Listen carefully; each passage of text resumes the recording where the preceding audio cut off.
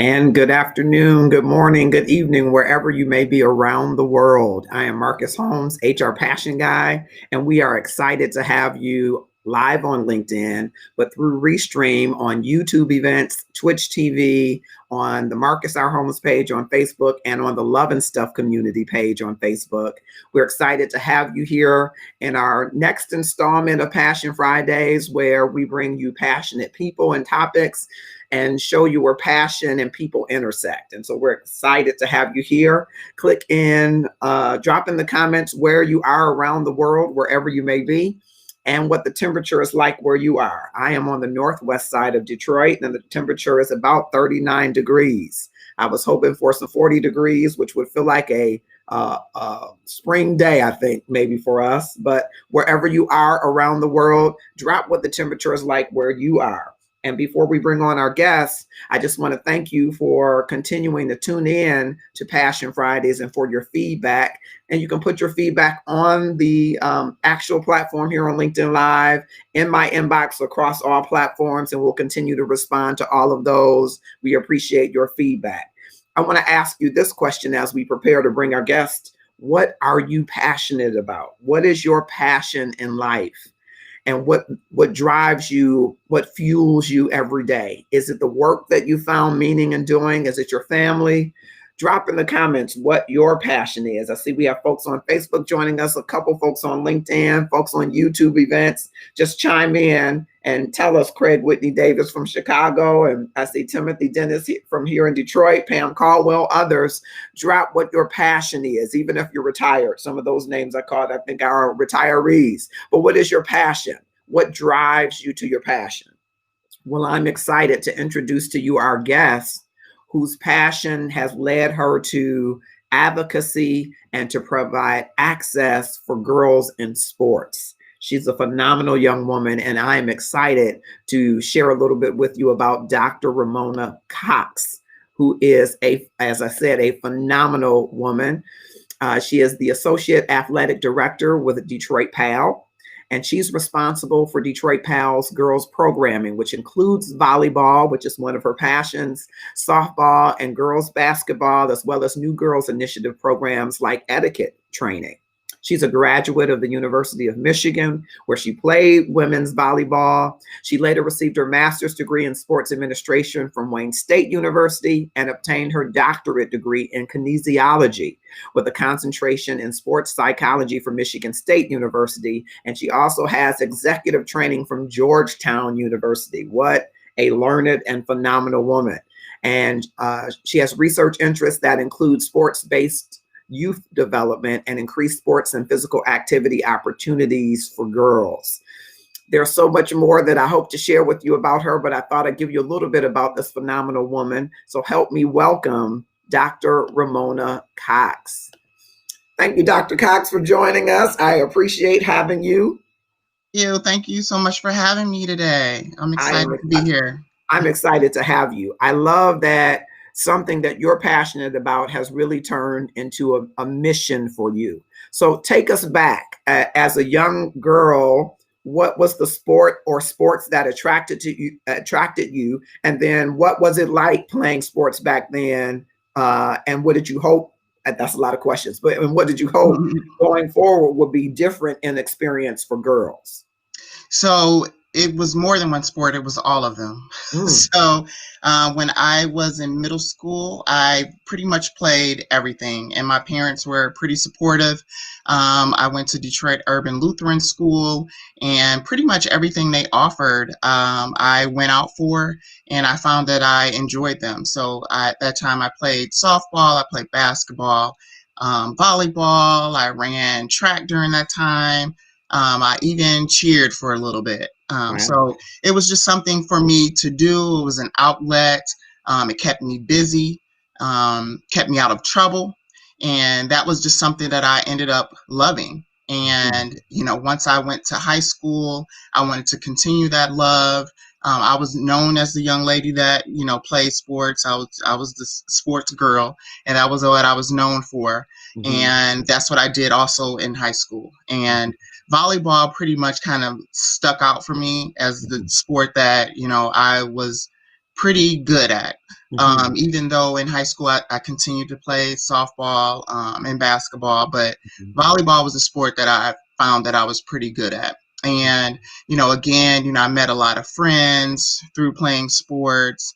It kept me busy again. I continued to do that. And I ended up walking on at the University of Michigan. Mm. I wanted to go to the University of Michigan because, all my friends went there. Mhm. At that point, I had decided I didn't want to go too far from home, Mhm. but I didn't want to be too close. Yeah.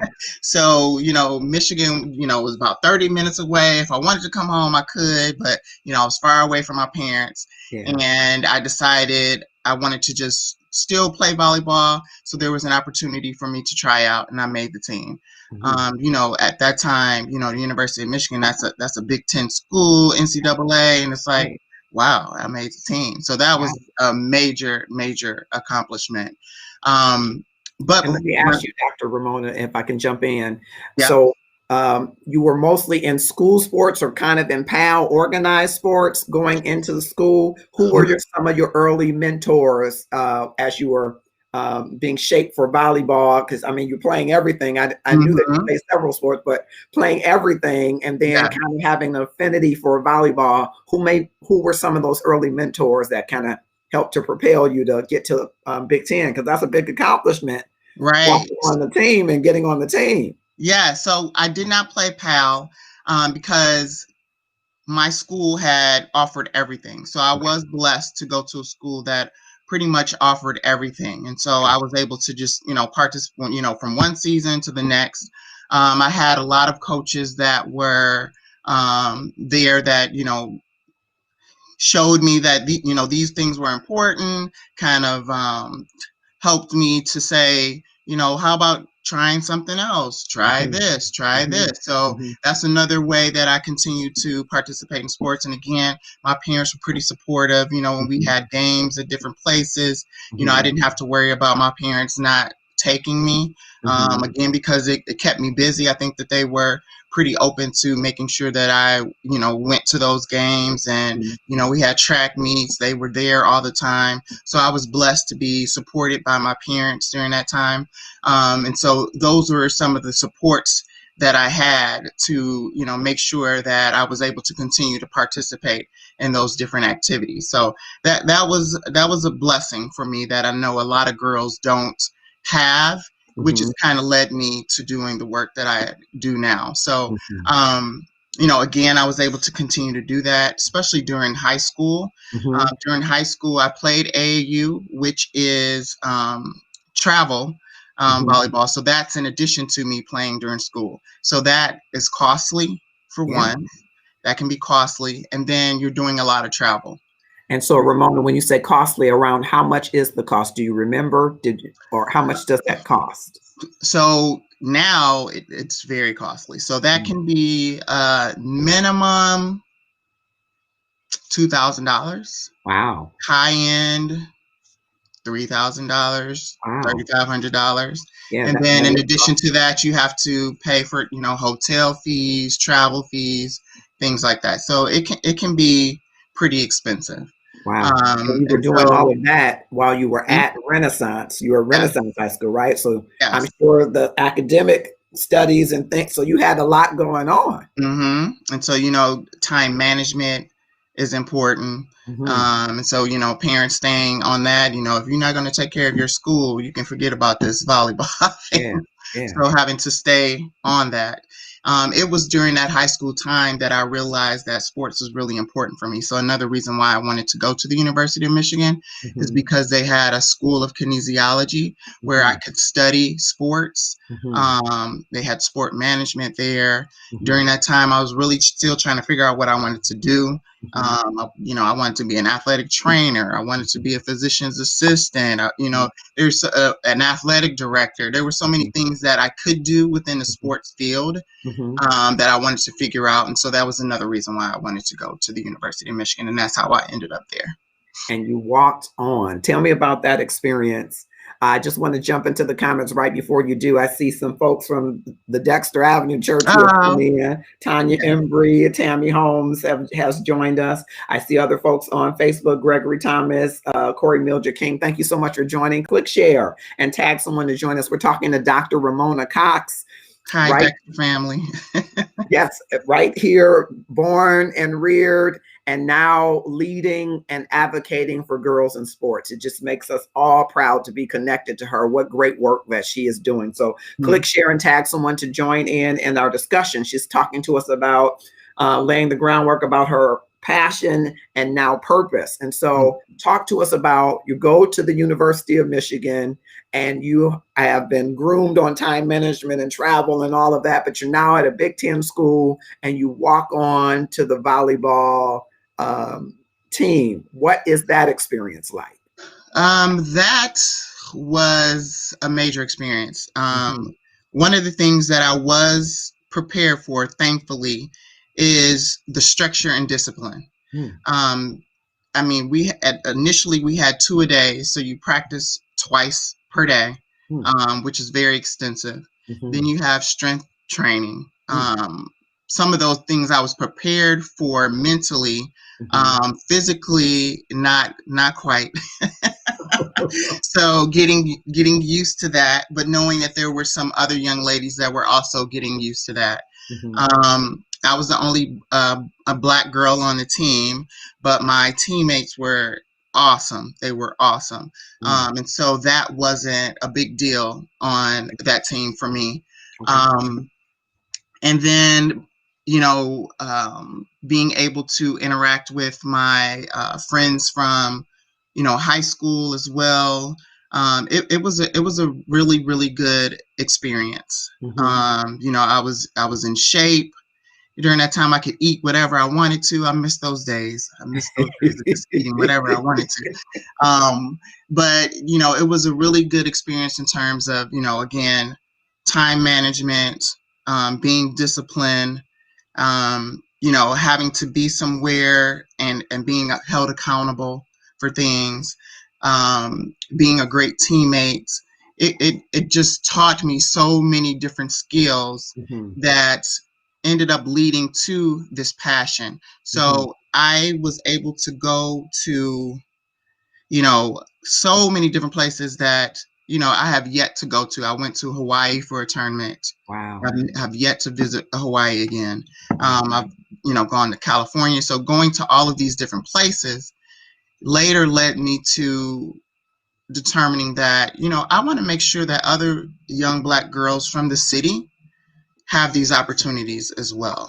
I was going to ask you that, Dr. Ramona, if it was on your mind then, being 18 or 19, however old you were, and being the only African American girl on the team, did you think, I want other girls to have, wow, this is a great experience. I want other girls.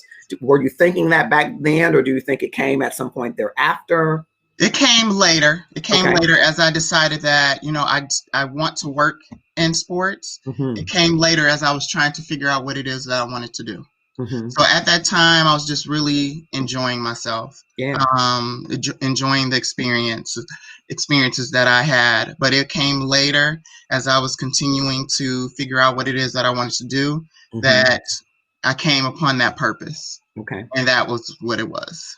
And during those collegiate days, was there any one lesson that you can share with us that you learned about conditioning or discipline or something? What did you learn during that collegiate experience in your sports?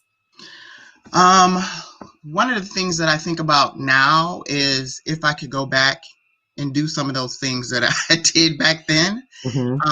If you put your mind to it, then you can do it. There were so many things in terms of running, conditioning, getting up early in the morning that I think back and think, wow, I just cannot believe that I did those things. And again, if you have a goal in mind and you want to achieve it, if you put your mind to it, you can achieve that goal. And there were just so many things that, I probably just really didn't even think about. I wanted to be on that team. I wanted to show what I could do, and I did. Hmm. So Yeah. that was the thing that, if it's something that you want to achieve, you can do it. You can Hmm. do it. And it And started with me making that team. yeah, and in your work, I'm jumping around a little bit. I think you also have done impact training for coaches. I will imagine that that kind of conditioning is what you pass on to them. Is it? What are the things that you pass on to coaches as you have trained them?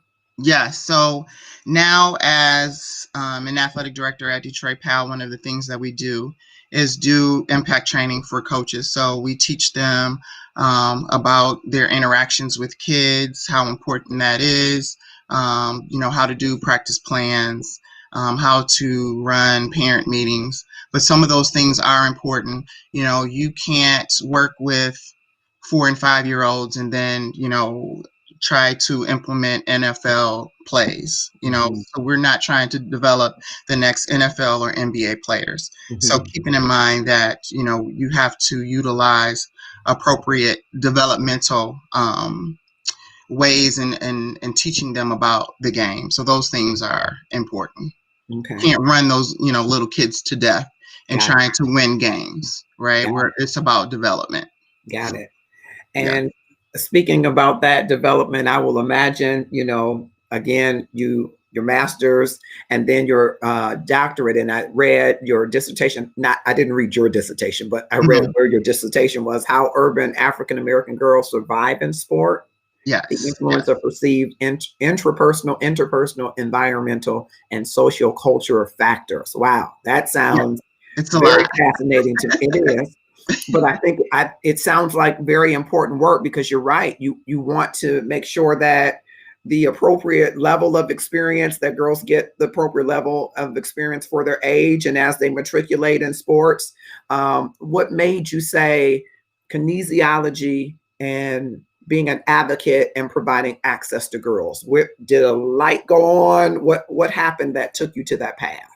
Yes. So, as I continued, I worked on my master's, Mhm. and I think as I was working on my master's, it was kind of checking off things that I knew I did not want to do. Mm. Right. So, Mm. I'm still trying to figure out what is it in sports that I want to do. And, Mhm. athletic administration, no. College administration, no. But it was this working with girls, Mhm. um, providing them opportunities that I had. I think that that's really what I want to do. Mhm. And that was what my work was when I did my PhD work. Mhm. And my dissertation was on talking to girls that were committed to athletics, which were girls that played AAU. So again, they had to commit to paying for it. They had to commit to the transportation and all of that.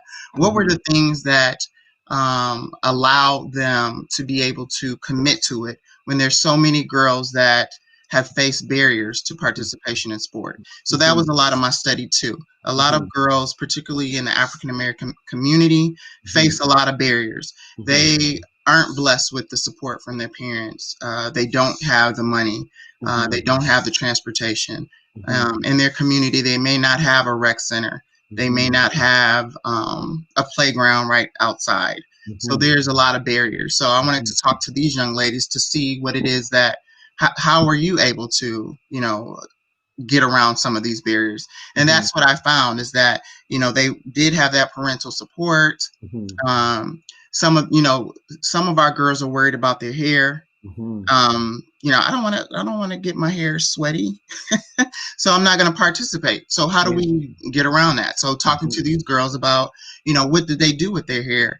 Mhm. Maybe it's a weave, or we braid our hair in a certain way. Mhm. So all of this information that I got from these girls, now in the work that I do, I want to be able to provide those opportunities to help them. Mhm. So, for example, we do AAU. I am able to offer AAU for $250 Wow. versus Compared to 2000. exactly, Wow. exactly. And Wow. so these girls are now able to afford to be able to. Now we're not going all across the country. Right. right? But we are able to participate in tournaments that some of these other suburban clubs are participating in, where they're paying $1,500. We're able Mhm. to do the same thing. They Mhm. may get one uniform instead of getting a uniform, a jacket, some pants, some shoes. They don't necessarily need that to be able to compete, Yeah. but we try to provide an opportunity for them to be able to do that. In some cases, we have provided opportunities for them to go somewhere, and we provide transportation. Mhm. So that's what I'm able to do now in my role as an athletic director with Detroit PAL, is to provide those opportunities, take away some of those barriers that these young ladies face, so that they can experience some of those things that I was able to experience. And you started with one team, as I understand it, and last year you had 7 teams. Yeah, so when I started as athletic director, we had one AAU team, and Mhm. last year we had 7 teams. So Wow. that was more young ladies that were able to have that AAU experience Mhm. and not have to, drain the bank to be able to do that. Yeah. And approximately how many young ladies would that be across 7 teams in the program?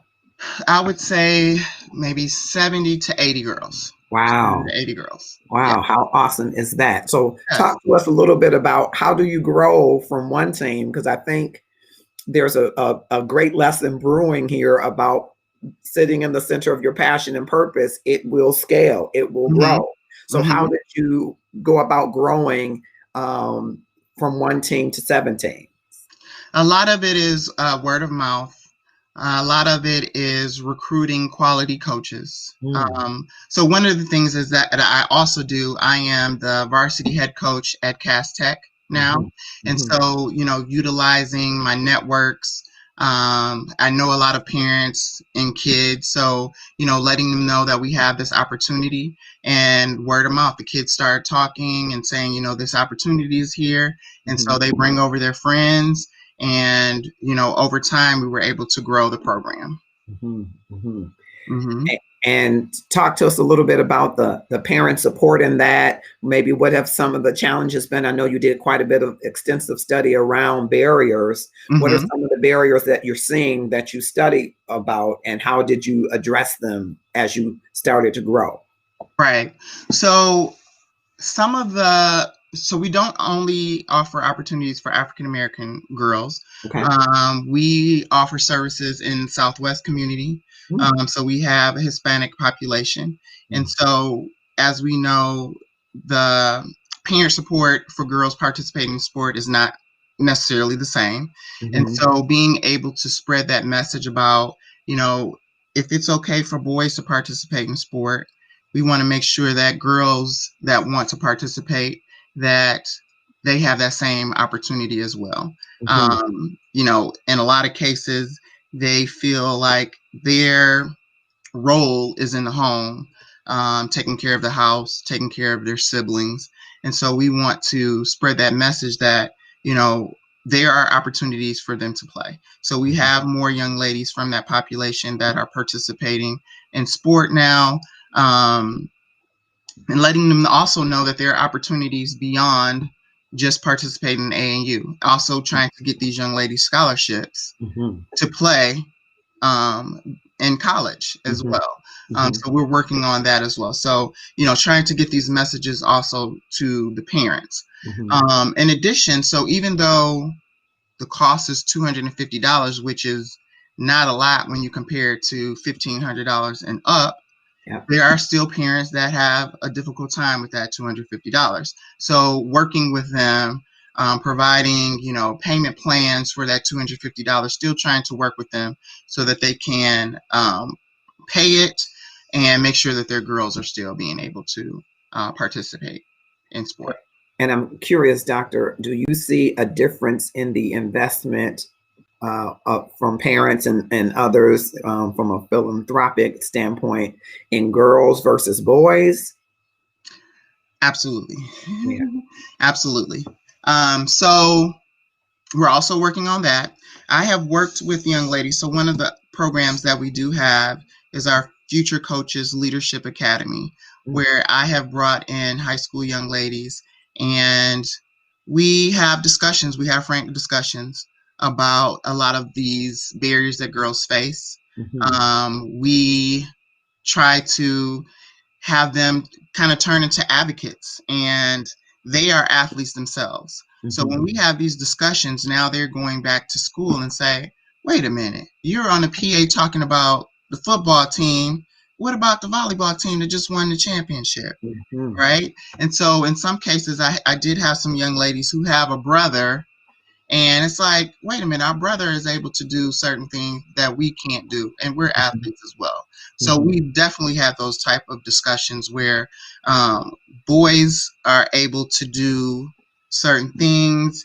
Boys have they get more props, for lack of a better word, in school from their parents than the girls do. And the girls are starting to step up and say, wait a minute, this is not okay. This is not okay. So these young ladies are now starting to be advocates. They're starting to speak up for themselves. They're starting to speak up for their teammates. And they're going back to school and saying, this is not okay. Mm-hmm. Yeah. So it's I'm, been great. I'm It's looking been and great. saw that you've done some interesting research. At one point, you did some research. It looks like you designed and conducted a study entitled Introducing Adolescent Girls to Flag Football. Tell me a little bit about that. Okay, so let me just tell you about my experience with football. So Okay. I've been out of football for a little while, but I did play semi-professional football for 11 years. Okay. I played for the Detroit Demolition and the Detroit Dark Angels. Okay. I played tight end and I played fullback. Okay. And when this opportunity came about, again, with me just being an athlete, Mm-hmm. this opportunity came about. I didn't know much about football. I just wanted to play. And I said, well, let me try it. And the tight end, I'm like, what is a tight end? Okay, they get to catch the ball, they get to run people over. I said, well, let me just try that. I get to do both things. So that's how I became a tight end.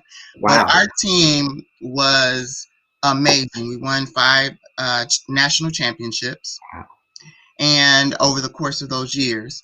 And I wanted to, again, provide opportunities for young girls again. So this was an opportunity for me to do that. I spent some time working at the Boys and Girls Club, and I wanted to do a flag football program with them. And so that research project happened at the Boys and Girls Club. And so we did some flag football. The girls loved it. Mm-hmm. Again, it's a thing where if you just give them an opportunity to try it, Mm-hmm. they may love it. And Mm-hmm. one of the things, another barrier that I have faced is that there are administrators at schools that will quickly say, the girls just don't want to do it. They don't want to play. We don't have enough girls. But they don't spend the time asking them if they Mm-hmm. want to do it, Mm-hmm. providing them the opportunity to do Mm-hmm. it. Mm-hmm. And that's one of the barriers that Mm-hmm. I have faced, right? Mm-hmm. And so that was an opportunity. Let's get out here and see what the girls want to do. And they Mm-hmm. enjoyed doing it. There was no contact, but we were, throwing the ball around and having a really, really good time. And so Mm-hmm. that is something that I do want to put in place again. There is high school flag football in some states, Mm-hmm. and I would love to see that in Michigan. Mm-hmm. And I would like to start with some of these younger girls and see how they like it. I think they would love it. I think they would Wow. love it. Mm-hmm. I didn't even know that part. I think I need your autograph. I didn't know you played pro. But I love it. Appears to me you have this fearless nature about I'm just going to try it. I'm just going to walk Yes, into the team. I'm just going to do yes, it. yes. Do you see that, and how do you instill that in the girls that you work with? Because the social norm for some is not women playing football. Mm-hmm. Mm-hmm. Unfortunately, I agree with you.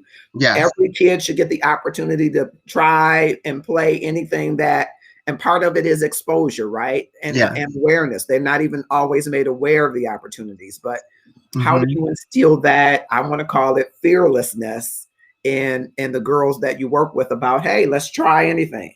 Yes. So when that tryout happened, there were a good 100 women that came out for tryouts, Wow. and most of them were just athletes that played different sports. Of Mm-hmm. course, none of them had played, traditional football. Not many had played traditional football, but just Mm-hmm. wanted an opportunity to just try it. Mm-hmm. Now I feel like I'm an expert after 11 years of playing it, but I had never played football before. Wow.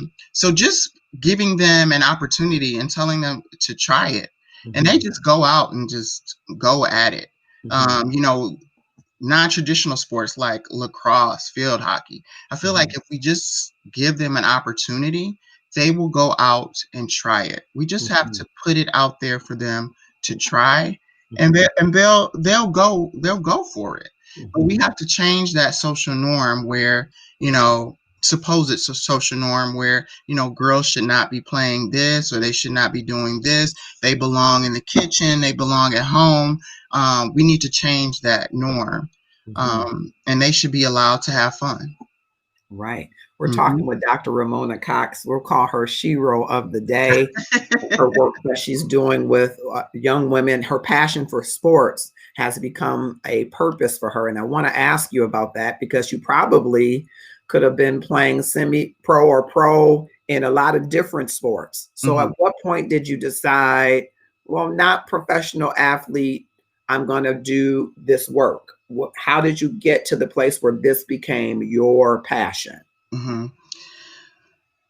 I think it was once I was done with my doctoral work.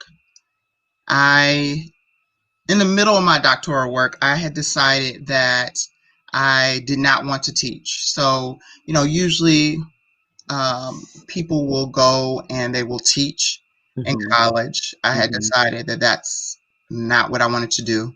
And Hmm. based on the research that I had been doing, I had decided that I really wanted to do some applied work. I Hmm. wanted to make sure, again, I was finding a lot about barriers to Hmm. girls participating in sport, and I wanted Hmm. to do something about it. Hmm. And I found that I needed to really get basically down and dirty Hmm. and do the work to make sure that those barriers didn't exist. Hmm. And that's basically when I had decided that that's the work that I wanted to do. Hmm. Um, I, at that time, wanted to stay in Detroit, Hmm. and an opportunity at Detroit Pal came about for me to be here. And Hmm. then an opportunity came about for me to coach at Cass Tech.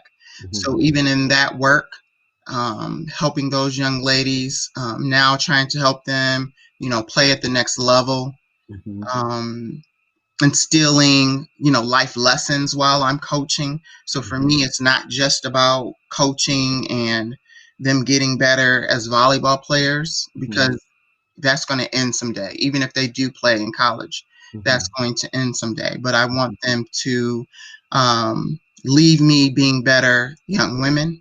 And so me coaching allows me to be able to do that. Hmm. So I would say about in the middle of my PhD work, I had decided that, this is, I like to call it my ministry.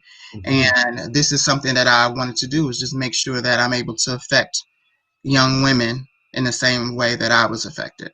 Wow, I think that's awesome, and I loved how you said this is your ministry, it's your service. Uh, Hmm. that God has called you into this work and anointed and equipped you to do it, Hmm. which I'm sure fills you up. I It want to does. just touch on, I saw also some of your research was about what I think you're talking about, the perception also of coaches and people in leadership about girls' involvement in sports. Hmm. Talk a little bit about that research and what barriers maybe you've had to work through or overcome with people in leadership, helping them to understand the importance of development for youth, especially girls. Yeah. So again, the work that I'm also trying to do is the coaching piece, Hmm. and training coaches on, Hmm. working with young ladies, Hmm. how it can be different. Hmm. Um, One, how important it is to keep them in sport. So a lot of young ladies will drop out of sport when they're in middle school. Hmm. And as I mentioned, for me, that was the time that, it really sparked for me. And that's basically I would say when my life changed, because I'm still working in sport. And so Mm-hmm. you don't want those young ladies to drop out at that Mm-hmm. time. So Mm-hmm. that's the time you really need to be spending time with them, nurturing them.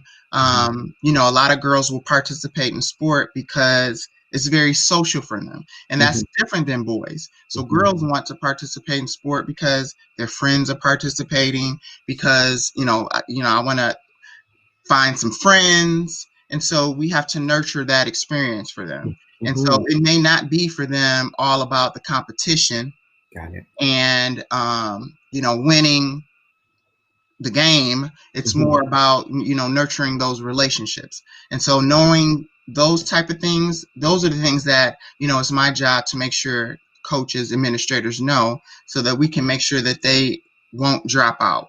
Mm-hmm. Making sure that we are nurturing a caring environment. Mm-hmm. Again, not, the yelling and you got to do this, you got to do that. We got to make sure that at that time that we are nurturing a caring environment for them, because Mm-hmm. again, we don't want them to drop out. Mm-hmm. Girls may be able to handle it better when they're older, Mm-hmm. but during that period of time, it's just important for us to nurture, that caring environment, making sure that those social relationships are important so that we keep them in the sport and make sure that they will participate for a long period of time. Because Mm-hmm. even right now, as we get older, Mm-hmm. it's important for us to be active, and we don't want them to find, participating in sport or being physically active to be something that they hate and don't want to participate in. As adults, it's important for us to remain active to be healthy. Mm-hmm. Mm-hmm. Mm-hmm. And so we're talking to Dr. Ramona Cox, and I want to ask you, Dr. Cox, what drives you to get up every day to do this work? What fuels this passion? You know, when it gets difficult, every now and then you'll get a text from a young lady saying, thank you. Um, you made a difference. Because I also look at these young ladies as mentees. Um, you know, those are the things that on those days that it gets kind of difficult, because it can be difficult work. It can be Mm-hmm. tiring. Mm-hmm. After a long season, you just want to take a long break. And there really are no breaks. After the high school season, AAU starts immediately. And the Mm-hmm. work that I do at Detroit Pal almost never stops. Mm-hmm. But, every now and then, I'll get, something from one of these young ladies or a coach that I mentor that says, all right, coach, is ready. I'm ready for AAU season to start. And I can't say I'm not ready, Mm-hmm. or, wait until next season. I have to be ready to go. And Mm-hmm. so that's really what keeps me going. Mm-hmm. Or at Cass Tech, it's crazy. Every year, I will get about 70 girls that will come and try out for volleyball. Wow. And I would say about 3 years ago, I started a freshman team. So we're the only DPS program that has a freshman team. And I did that because I had to cut too many girls. So Wow. again, I feel terrible. Wow. But I had to cut too many girls that, you know, maybe have played middle school volleyball like I did, Mm-hmm. or maybe have played over the summer. They really want to be a part of the Cass Tech program. They really want to play volleyball. And again, I want to provide opportunities. Mm-hmm. So those are the things that keep me up, is these girls that really want to play, Mm-hmm. and what can I do to provide an opportunity for them to play. So that Mm-hmm. was one of the things that I did, was add a freshman program, which a Mm-hmm. lot of suburban programs have a freshman team. Okay. So providing an extra opportunity for them to play. Those are the things that will kind of keep me up, is trying to figure out ways to provide extra opportunities, because there are girls that want to play. Mm-hmm.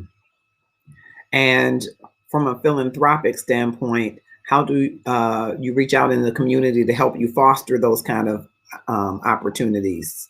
Yes. So, and that that aspect, working with the principal and the athletic directors, we do have to fundraise in order to do that. Um, for Cass Tech, we have to play in tournaments on the weekends, and those cost. Mm-hmm. In order for us to be competitive, we have to play on the weekends. Those things cost. And so, trying to get money, raising money in order for us to do that, those things are important for us to do. Mm-hmm. But I mean, we have to put in that extra work in order, again, for us to have those opportunities to be competitive with Mm-hmm. other programs. Yeah. And so you're coaching volleyball at Cass. You went to Renaissance. How do you feel about that? That was weird the first couple of years. I couldn't wear Okay. any green.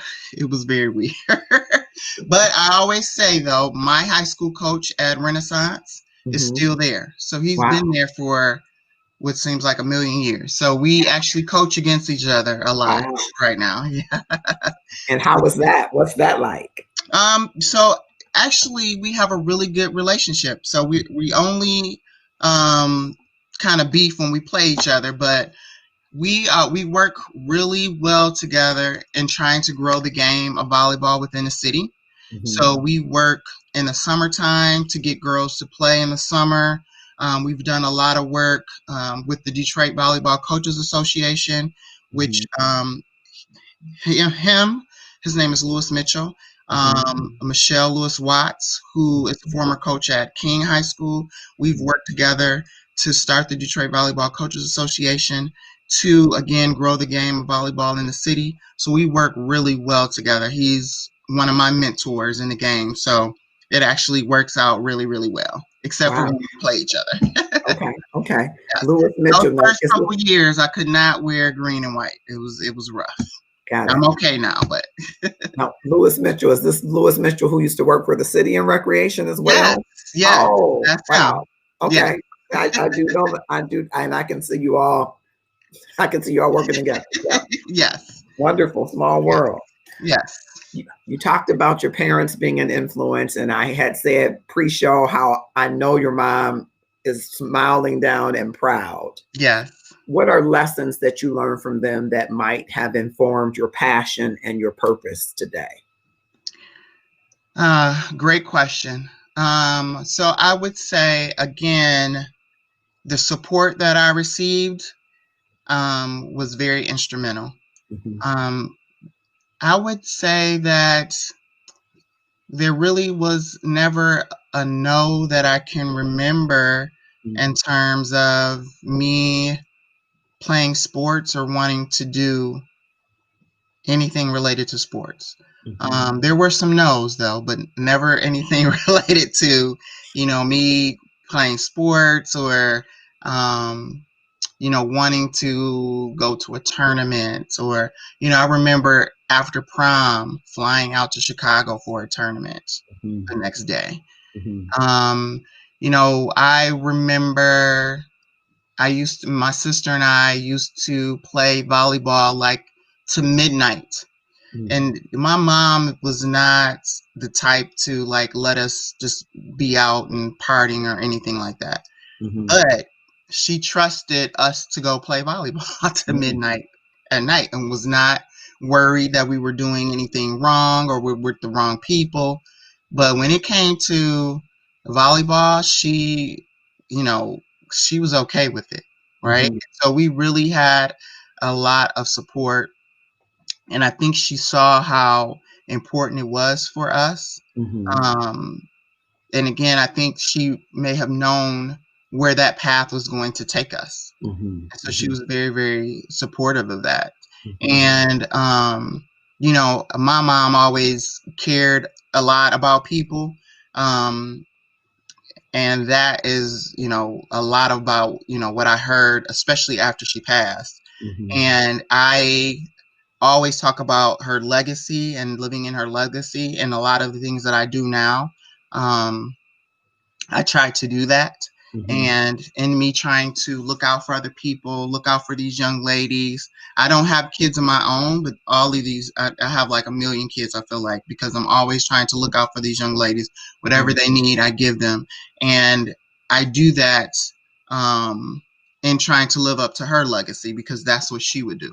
Mm-hmm. She always tried to look at, as a nurse, she was always living as a nurse and trying to look out for people. And so that's what I try to do as well. So just trying to live up to her legacy of looking out for people. That's what I try to do, and trying to live out this ministry of, making sure that these young ladies, you know, have these opportunities and live a life of, being good people. I Mm-hmm. want to make sure that they are good people, not good volleyball players, but are good people. Mm-hmm. I am sure you are living out her legacy. I know you're saying trying. You are. I hear in what we've discussed today, Dr. Ramona, that you don't want girls to be left out of opportunities. You want to create programs so that you can have more inclusion of girls, that you want to help them develop as women. You see them as mentees, you see them as daughters, and all of those that you're saying are things that your mother, as a caregiver, as a nurse professional, would do for people. So you are definitely standing on those shoulders and living out a legacy of caring and building a network of caring and impacting coaches and administrators and the like, so that they will have that same kind of ideal. So I see that, and I wanted to ask Thank you you. whether or not her always having that support and letting you try different things, do you think that might have contributed to you being what I consider fearless? It seems like you're just willing to try it. And if we invest that in girls and boys young enough, they'll learn to fail fast or succeed quick or try different things. And I think that is part of the problem. People don't try, right? They're afraid to try different things. Do you think that was handed down to you from your parents, maybe, that you have that kind of fearless nature? At least that's how I describe it. What do you think? I would think so. I would think so. Again, especially when it came to sports, Mm-hmm. she would just let us go, Mm-hmm. and just let us do. And Mm-hmm. again, she just let us try any and everything. Mm-hmm. And she was very supportive of the football thing. Mm-hmm. I'm pretty sure that was pretty scary. Mm-hmm. Yeah. So she was pretty supportive of the football thing. So yes, just going out there and being fearless and doing your thing. And she was very supportive. Both of my parents were very supportive. They were at most of my football games. My dad was, my biggest football fan. I think Mm-hmm. that was like a dream come true. He didn't have any boys, so I Right. guess that was like the closest thing he Right. had to a boy. So that was awesome. So I had really good support, and I think that did contribute to me being fearless. And I think that is something that we should push on our kids, is just to let them kind of just go out there and be, go out Mm-hmm. there and be. Mm-hmm. And how important do you think that is in the pursuit of your passion and purpose, to be able to explore and find out these things? That was very important as well. So as I mentioned, I knew I wanted to go into sports. There's so many things you can do in sport. I just didn't know. Mm-hmm. And they were very supportive of that. Mm-hmm. It took me a while, Mm-hmm. as I was working on my bachelor's and working on my master's. And it really wasn't until I was well into my PhD that I really figured out what that passion was. And they Mm-hmm. were supportive of all of that during that period of time. Mm-hmm. So, yes, they definitely contributed to that. Yeah. And what would Yes. you say to younger professionals that are entering into sports? They're in college and they're on a similar path as you. Mhm. What advice would you give to them about finding out what their purpose and passion is in sports, whether they're going to Mhm. play or teach or administrate, or what would you suggest to them as they're on their journey? Well, one of the things that I wish I had done more of is take advantage of, internships, opportunities that may not pay. Hmm. I think a lot of people are like, oh, I wish I had that, that money. That money will come, but you Hmm. want to have those experiences, because if I had those experiences, I may have been able to narrow down what I wanted to do a lot earlier. And that's Hmm. something that I did not do. So I Hmm. would say, get in there, try to get those experiences, even if they're unpaid, so that you can try to figure out what it is that you want to do a lot sooner.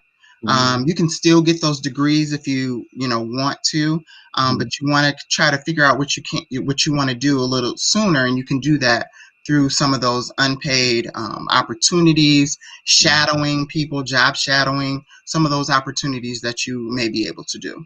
Okay. Can Yes. you tell us a little bit, Doctor, about your doctoral work in kinesiology? I Mhm. mean, some people may not know what that is, so tell us a little bit about that, Yes. please. So essentially, kinesiology is the study of movement. And so, again, it's so broad. And so, when I was in undergrad, the School of Kinesiology was, it encompasses exercise physiology, motor control, but it also was sports management. Hmm. And so, I actually have a degree in both Hmm. because I was still trying to figure out what I want to do. Hmm. With my PhD work, my PhD is focused on sports psychology. And so some of the things that I still could do is some of my colleagues work with sports teams and athletes, helping them with mental focus when they're doing some things on the court. So if they're having some issues focusing, they work with a sports psychologist and helping them focus. And that's some of the things that I may do, further down the road. But what I do now is, again, with the work that I do with the young ladies, is making sure that they have the life skills, characteristics. I want to make sure that they get that out of their participation in sports. So that's that connection with sports psychology and what I do and the work that I do with Detroit PAL. If that makes Hmm. sense. Yeah. Yeah. I see one of the comments. I think Tanya and Bruce saying, yes, you gave my nephew Jalen a scholarship in memory of your mom. I think Yes, that was the first scholarship that we gave out. So please tell him I said hi. yes. That was the first scholarship that we gave out. And that was a scholarship through what? Tell us a little bit more about the scholarship. Yeah, so once my mom passed, and I mean, this lady was so dedicated to Dexter Avenue Baptist Church. Just loved that church. And of course, my sister and I, we grew up in that church, and we wanted to make sure that we did a scholarship every year in her name. And Jalen was the first recipient of that scholarship. So every year we do a scholarship in her name. Awesome, awesome, awesome work. I hope he's doing well. I know he's been doing really well in football. Okay, awesome work. We'll have to check in with Jalen and see how he's doing. That's awesome. Yes. And so you talked a little bit about the future because I was interested. I wondered, would you be one of those sports doctors who help where players have deficiencies or need to improve in certain areas? So you validated that that could be work. Where Yes. do you see yourself in your purpose in the future? What's ahead for Dr. Ramona Cox?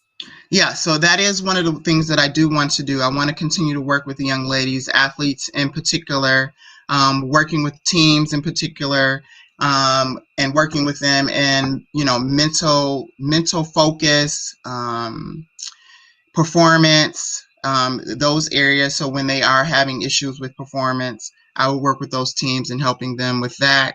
Those are some of the things that I work with my own team. So then branching out and working with other teams, I definitely want to continue my work and what I'm doing right now with girls. I don't see myself stopping, and doing that. I want to continue to do that.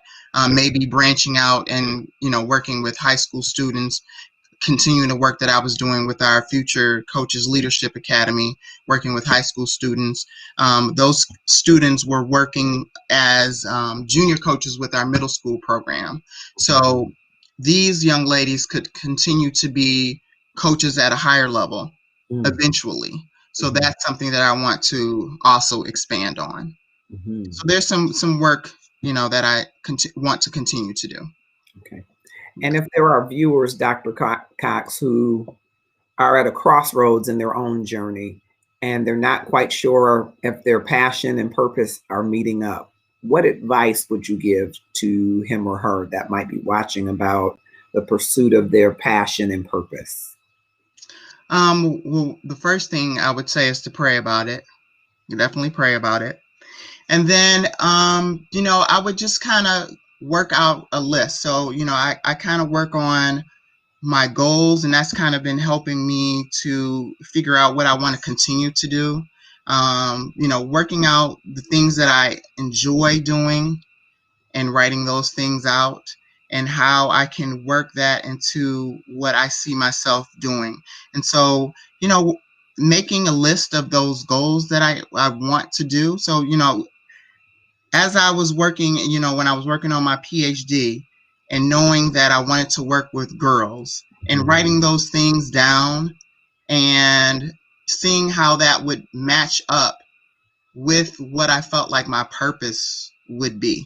So it may take a little bit of time writing some of these things out, but I would just pray about it and then write out these things that are in your head. A lot of times I have a ton of thoughts that are in my head, and I get kind of confused because it's just so much, and you got to kind of get some of those things out on paper. And I've been doing a little bit better about doing that. So get some of these ideas that you have out on paper and try to match, some of those things up and working on your purpose. It takes some time, but you can just take that time to work it out. Yeah.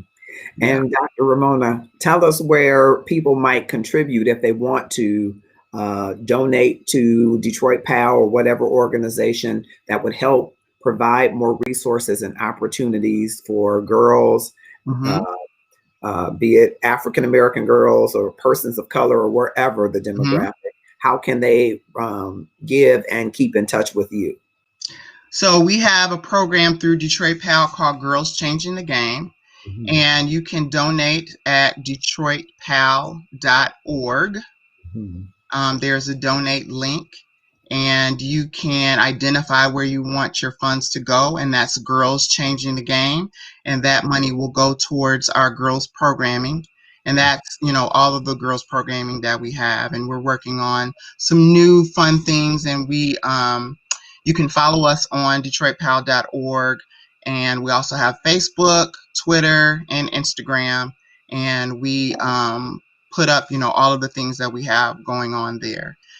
You can email me at rcox@detroitpal.org if you're looking for any additional information.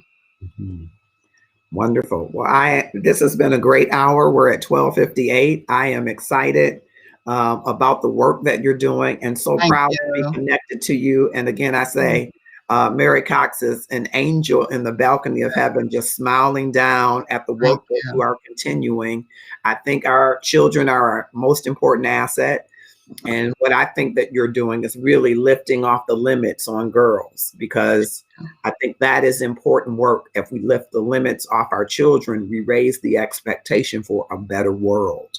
And that's the only way I believe that we can do it. And you are one of the sheroes that's doing it every day. So thank you. I'm so glad that people, wherever they are, can look and watch this and realize that you can become fearless and step out and try it. And I think you gave some sage advice throughout, but at the end, where you say all of these ideas that we have in our heads, we got to write them down and then see if they align with our purpose and get about being fearless to do them. I love that.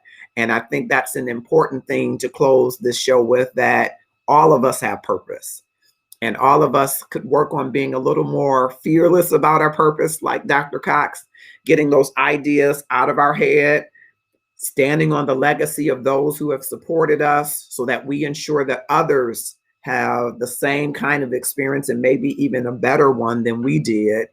And then looking forward to opportunities to broaden that impact and deepen our connection with people so that we help them lift their own limits.